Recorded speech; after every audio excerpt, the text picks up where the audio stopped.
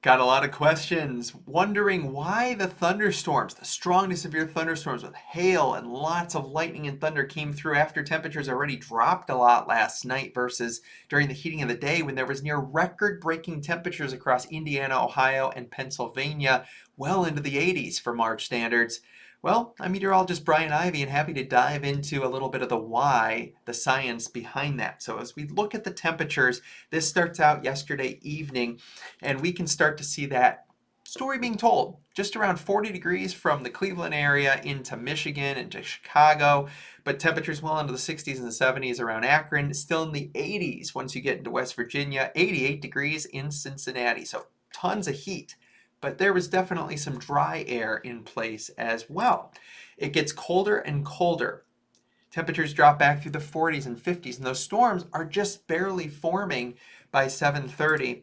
You're noticing those storms break out by the time we get into 8, 9, 10 o'clock. And look at all that lightning there with temperatures in the 40s, even though there's temperatures well into the 70s south of that cold front. Notice the cold front is a few to several counties to the south of where all that storminess is. And this trend continues as we go throughout the late evening and the overnight hours lagging behind. So these storms formed, they just formed in the cold sector. Well, how is that possible? We're going to dive into the science in just a little bit into that. Right now, snow showers. Much colder air has moved on in. Those are all the storm reports that we have seen from the hail. Some spots of inch and a half diameter hail. That's quarter size to like golf ball sized hail, ping pong ball sized hail. A lot of spots here with a few damaging wind gusts in between, but you could see the hail definitely a very, very common amount. So this was last night with those storms rolling on through back behind the cold front. You can see again lagging to the west and to the north of where that cold front area actually was. So let's dive into the why. This is a three-dimensional atmospheric profile looking at a skew-T sounding here, two of them. The one on the right is after the cold front moved through with the actual storms. The one on the left is in that cold front area where you would typically see the storms. So here is the red line. That is temperature. Green line, moisture, humidity. This line here, that's the ground.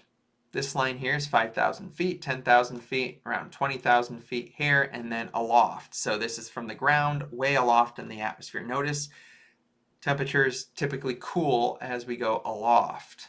But if you go up here just a little bit, notice it goes to the right. That's warming temperatures. When you have an area of warming temperatures aloft in the atmosphere, you have a cap. Think of it, boiling pot of water on the stove, nothing on it at all. The bubbles are going to eventually come up. That's like storms developing without a cap. But when you have a lid, let's say like an Instapot, very tight lid, it's going to keep all that pressure inside. It will not allow storms to form. Also, the line green versus the line red, far apart. That means dry air. Now you want to see like more of a saturation, those lines closer together with the humidity, the dew point, the temperature close together. You have winds here, change of wind speed or direction as you go aloft. But let's look on our other sounding. So this is when the cold front is past already. And these are when the actual storms are coming through. See these lines here? That's the amount of like lift and dynamics. There's a lot of it. Notice, huge change, saturated. The red and green lines are next to each other. You still have this big, what looks like a cap, but it doesn't matter because the really good dynamics are still here aloft with saturation and a lot of instability. What is instability? Well, that's the thunderstorm fuel. That's the change between, as you go aloft in the atmosphere, the amount of cooling that you're getting.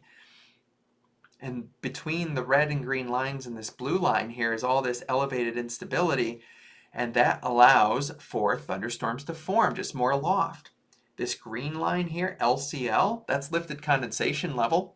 That is where you are at the cloud bases, so well elevated. That's why you're not going to see tornadoes because any sort of cloud bases are up around 6,000, 7,000 feet or higher in the atmosphere. But you got all of this moisture, you got all this instability, you got all these different dynamics and energy. And that is what allows for the atmosphere to finally just boom, explode. So we saw a lot of that energy go to good use with much better moisture.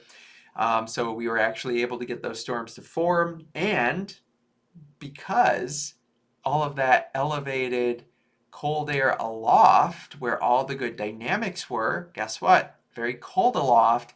That's why we were able to get a lot of hail from the storms, because below freezing temperatures, all that moisture turning to ice, falling on out.